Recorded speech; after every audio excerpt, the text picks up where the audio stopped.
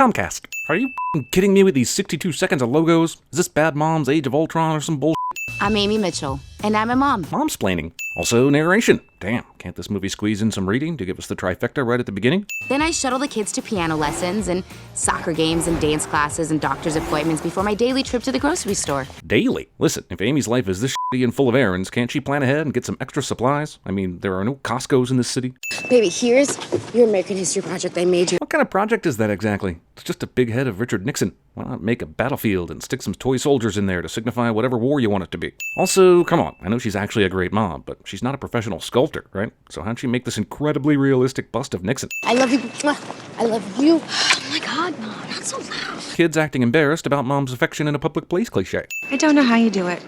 You just leave your kids all day and go to work? Yeah, but the asshole moms are also leaving their kids all day too, right? Unless they work at the school. And that too would make this contradictory. If you're going to use some intimidating tactics to make Amy feel bad, use some semblance of logic, lady. Is this your way of saying that you want to start selling your coffee to hotels now? This is my way of saying that I want you to start selling our coffee to hotels now. Main character's boss is a douche that puts upon their grudgingly willing subordinate cliche. I mean, I'm just part-time. No way, she's here like every day. Oh, I know. But I have a family and stuff. I know most of this is to show how hard Amy's working compared to these millennial asshats that don't do anything, but why the would she be part-time if she's there every day? This is just basic business math. Also, I thought she was Already running sales for supermarkets, airlines, and restaurants. So how the hell is the term part-time even possible? How was work? Oh, I had 2 conference calls, and then I took a nap. It was exhausting. Jesus Christ, we get it. Amy's family is f***ing awful. Can we just get to the part where she starts boozing and in slow-mo? Did you hear Dylan got a D on his science quiz?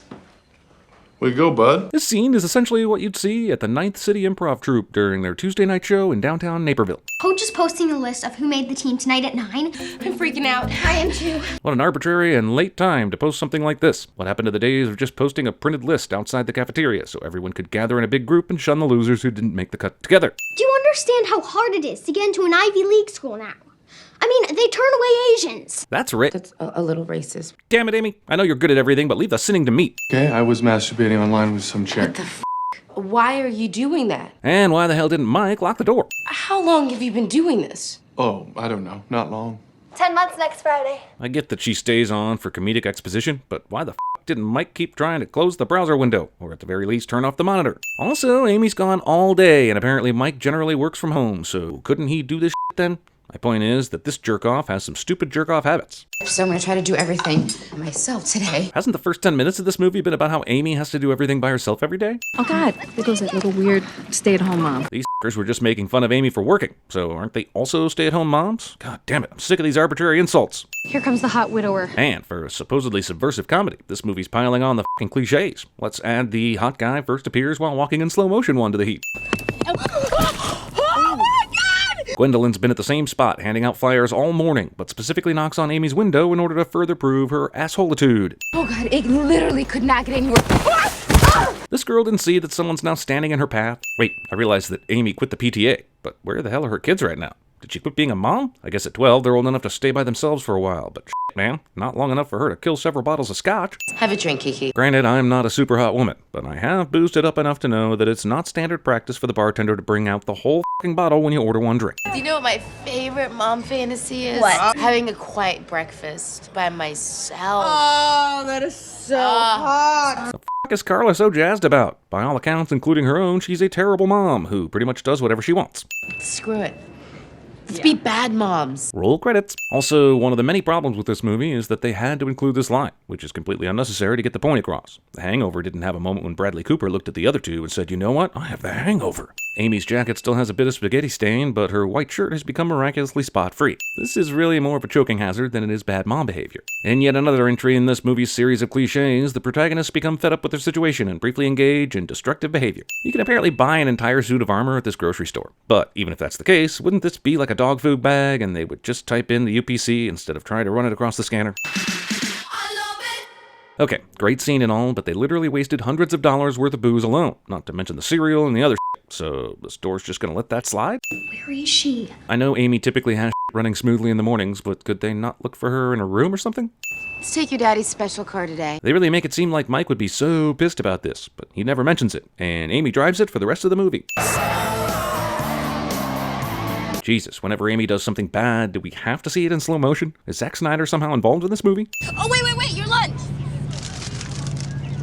Thanks, Mom. Amy somehow stopped at an Arby's on the way to school, which was not only open early in the morning, but also happened without the kids realizing it. Also, those roast beef sandwiches are going to be ice cold by lunchtime, so enjoy your disgusting meal, kids. I guess in addition to becoming bad moms, these three also decided to become just generally terrible human beings. When I was in my 20s, I would just walk down the street and it would just be raining dicks. For this performance, the role of Rebel Wilson would be played by Katherine Hahn. Who's watching the kids? Rosie. Isn't that your job? Kiki's asshole husband shows up to asshole for 2 seconds in this scene, only to set up a 2-second resolution later in the movie. Donut holes. I love these things. How much are they? She's adorable. Thank you. You can tell this is a good father because he's hot, and he's holding his daughter's hand, but yet he refuses to even offer her a donut hole. I don't know what's been going on with you. I mean, with your weird outbursts and your terrible style. This is yet another scene to make Gwendolyn look like a bitch, but isn't Amy kind of in the wrong here to be slinging a single box of store-bought donut holes? And furthermore, why is she even at the bake sale? I thought she quit this shit. I get that Carla snuck them into the spa, but they would still have to have an appointment for all this shit they're doing. How do you know? Because I'm your mom, and I know what you're made of. Did anyone tell Mila Kunis that this was a raunchy, thoughtless comedy that didn't require this level of acting? I mean, she didn't even try this hard in Jupiter Ascending. You know I can't discuss specific players with you. And you know that I chair the hiring and firing committee, right? How the hell is this a thing? I know very little about the power of PTA presidents, but if it's this, then that's f***ed up. We need to get you laid. I want to get laid. And it should be impossible for a woman that looks like Mila Kunis to accomplish this without external help. It's my favorite. Are you trying to get laid or adopted? This movie is just a series of failed sketches that wouldn't have made it past dress rehearsal at SNL. And have you seen the SNL that's on the air these days? Hold on, this was like my slutty Halloween costume from college. What the costume is this, other than a black dress? And I guess it's a good thing Amy kept this outfit all this time, and that she's the exact same size she was in college. Holy f***, look at your mom bra. We're 36 minutes in, we've already had at least 36 comments about how unsexy Amy is. Now we have to deal with this scene where she has nothing sexy enough to wear so she can get laid, when in reality she could wear her work outfit from earlier with the coffee and spaghetti spilled all over it and she would still have to turn guys away. You could make 3 regular bras out of this one mom bra. The director said, maybe if we say the word bra enough times, people will take the cue to laugh, right? No, of course this wasn't just a cheap excuse to have Mila Kunis take her shirt off. Kent is a never hard. This sets up 2 straight minutes of pure, unadulterated dick talk. Look, I'm sure women talk graphically about penises all the time, and how to work them, and while doing their makeup in the hopes of getting their friend laid. But, wait, I lost my train of thought. I guess I need to watch this scene again. Hang on, Carla and Kiki were just bagging on Amy's wardrobe for being terrible. But not only did they raid her closet for their outfits tonight, Amy just happens to be the exact size as both of them. Really feels like the police should be alerted to these three's criminal behavior as soon as they see the slow motion appear. Also, apparently Amy's kids are being yet again looked after tonight. If she had such a bang-up babysitter support system all this time, why was she so f***ing stressed out? Hey, driving an Uber is not considered consent. If I were you, I would start with maybe like just kind of fat and Jewish. So, the opposite of Mel Gibson. I like your wedding ring. I was grocery shopping, and I found it on the floor, and I picked it up, and then I put it on. I'm gonna sit somewhere else. Okay, I know we're flipping the script on the typical raunchy comedy, but do we need to completely ignore typical male behavior? Amy could be wearing her wedding dress, sitting next to her husband and his family, have 2 kids attached to her in slings, and guys would still hit on her, especially if she's the one instigating. Okay, I've kind of always had a thing for you. What? Thought you knew that. Why? Why would she know that? As far as we can tell, they've met once at a bake sale. You take your kids to all those activities and you do all those insane projects. Seriously, how does he know all these things? Take out the comedic overtones and this could be a f***ing creepy stalker Lifetime movie. I saw your Richard Nixon, by the way. That was incredible. Dude, pump the brakes. I know this is going well, but it's probably a little early to start talking about papier-mâché sculptures of disgraced former political figures.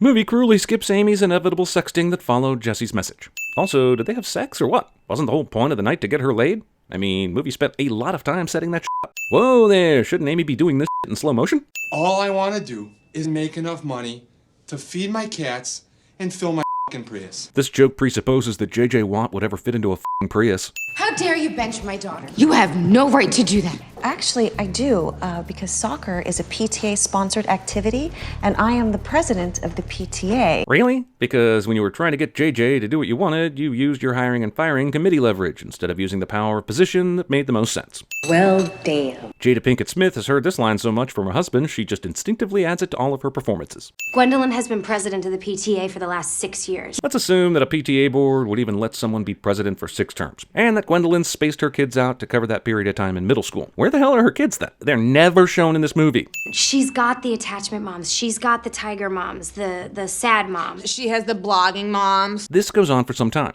How convenient for Amy that her feud with Gwendolyn happened right as they were about to elect a new PTA president. Wouldn't this make more sense at the beginning or end of the school year? My kid eats butter like an entree. My daughter stole money from a homeless woman. These escalating "my kid did this" anecdotes are like a bag of Doritos. They're perfectly adequate to pass the time, but there's no goddamn substance. So where are your kids tonight? Oh, they're staying at a friend's house. I guess that friend's mom isn't allowed to be bad, since she's likely been taking care of Amy's kids for the last several days. Okay, first off, if Amy or the other two had all these moms' cell numbers, why didn't she do a mass text instead of handing out flyers for the campaign? Also, everyone was on their best behavior during the presentation, for fear of reprisal from Gwendolyn. But one drunken picture inviting them to a booze party was enough to create an entire mutiny in the middle of that presentation. Hi, would you ladies like a Jell-O shot? Ah, that's funny, but how did she make these just now? At Amy's house. Homemade Jell-O takes at least 3 hours to set, so even though Martha Stewart is magic, those are some bullshit Jell-O shots. I swear to God, I'm not slowing these clips down. It happens every f***ing time they act up. I think that we as moms do way too much stuff. Amy, who's been shown raging on the booze for hours now, suddenly becomes sober enough to make an intelligible speech for her candidacy. I actually think Carla may have booty texted you off my phone. Oh, because what she wrote was disturbing. But you still showed up, right? So either you're into some disturbing shit and you're playing it off like you're not, or you're down for whatever as long as you can get your dick wet. Is she seriously going to counseling after having sex with Jesse the night before? I mean, I'm all for saving a marriage, but maybe give a 3-day buffer after you cheat on your spouse. I like your spaghetti, and you make pretty good calzone. Was that 3? I realize that we need to hate Amy's husband so we can respect her finding the perfect man somewhere else, or whatever this movie is shoving down our throats. But I'm pretty sure the fact that he's been cheating on her for the last 10 months was enough. Scenes like this are just piling it on, and they're not even funny or interesting. I think you should get divorced. This is catastrophic. Okay, this is played for laughs, but Jesus, what a terrible therapist. Nobody was accused of criminal behavior or abuse or any bullshit that would be automatic grounds for recommending divorce. I mean, it's been 3 minutes, and they yelled at each other once. I'm so sorry. I'm sorry, too. Okay, I guess that chapter's been tied up nice and clean. Nothing more to see here. Let's move on to what I'm sure will be a hilarious final act that'll feature a comeuppance, a resolution to every problem, and even more slow-motion shenanigans. You were sick of being a mom, so you quit, and you started partying with your weird new friends. The initial pitch for this movie somehow made it into the script. You are so selfish, and it friggin' sucked. I want to stay with Dad tonight. Even he's a better parent than you. Jeez, is anyone in this movie actually likable? The kids are spoiled and entitled. Mike's a lazy asshole. Amy did her Office Space transition without caring about the repercussions. Hell, even J.J. Watt is kind of a douchebag in this movie. I may have just pissed off J.J. Watt. I love your sax celebration, dude. I think now we just need to pray that Amy's little crackhead daughter gets the help she needs. Okay, but wouldn't it make more sense for Gwendolyn to have framed Dylan for this? She's already with Jane by getting her benched on the soccer team. Plus, she's a dedicated student that's hoping for the Ivy League at 12 years old. Dylan looks like a much more likely suspect than Jane to have drugs in his locker. Roscoe, not you too. A day ago, Mike was considered completely unfit to look after any of his kids, especially by himself. But today, he's just going to take the entire family.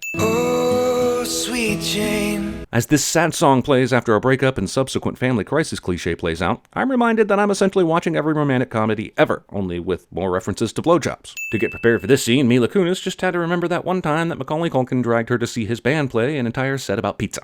Gwendolyn, you have 5 minutes. I'll talk as long as I want. Can we talk for a second about how Wendell Pierce, who plays the principal, gets treated in movies? The man was on the f***ing wire. He's a really good actor, but he's in this for 10 seconds playing a powerless principal, right after we last saw him in Twilight f***ing Breaking Dawn Part 2. All the moms in school hate me. What is Amy basing this on? Just a night or two ago, they were all having a great time together, and we've seen no confrontation since then. Sure, Gwendolyn was talking to the 2 random moms to make us think otherwise, but Amy wasn't there for that. No! Quitting is for dads! This movie is a dick to dads. You guys, I can't win the election. Oh my God! Amy! This is not about the election! It is, however, about following the template of the protagonist saying they're definitely not going to do something right before they do it. Now, are you gonna sit here and let Gwendolyn get away with this shit? Carla has a good point. Regardless of Amy's transformation during this movie, she's still been supporting her kids, but she didn't do jack shit to protest the weed that was found in Jane's locker, even though it clearly wasn't hers.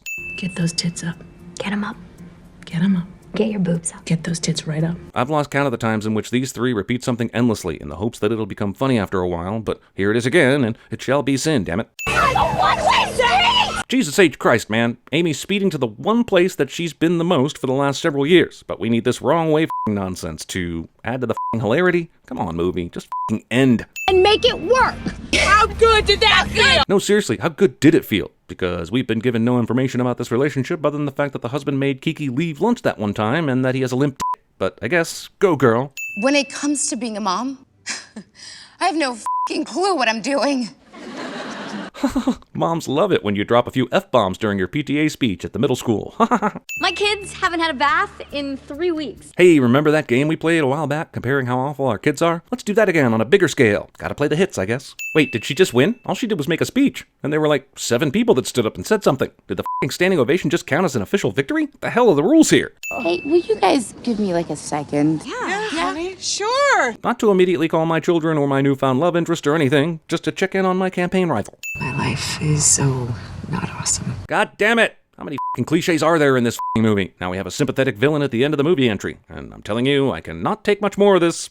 I'm sorry for acting so crazy about the whole soccer thing. Look, I know children's attitudes can change on a dime, but the last time we saw these kids, everything was terrible. They even played a sad song while Mila crunched out a single tear. But now everything's hunky f***ing dory. I guess because Amy got elected president of the PTA or some bullshit. F*** me. At this point, I'd rather be watching slow-mo shots of the moms looting a grocery store. The company is falling apart without you. Could you please come back? Clark Duke ex machina. Also, I guess Dale too heard about Amy's magical PTA win, which fixes everything. Oh, hi, love interest that's had about 3 minutes of screen time. I guess it's time to f*** again. Chop chop. I'm so sorry. And I'm gonna come to your baseball game tomorrow night. For real? I mean, f***ing seriously? Did Amy's PTA win also cure Ebola, reverse climate change, and fix all the other wrongs in the world? Has anyone checked the White House? Is Biff Tannen outside putting on a second coat of wax right now? I have my husband's plane for the whole day, so... So now they're hanging with Gwendolyn after all those years of hating her? Oh yeah, she also did that little thing where she put weed in Jane's locker. Remember that? Ah well, f***, private plane and stuff. An additional 3 minutes of real bad momming.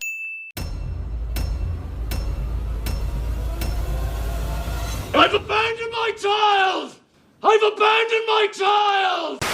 I'm Amy Mitchell, and I'm a mom. This is my neighborhood.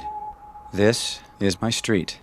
Oh my God, are you? I'm not a pervert. I just was looking for Turboman doll. I've been bruised and burned. Stabbed, shot, poisoned, frozen, hung, electrocuted.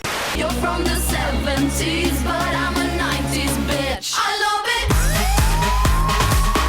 it. If you're going hard enough left, you'll find yourself turning right.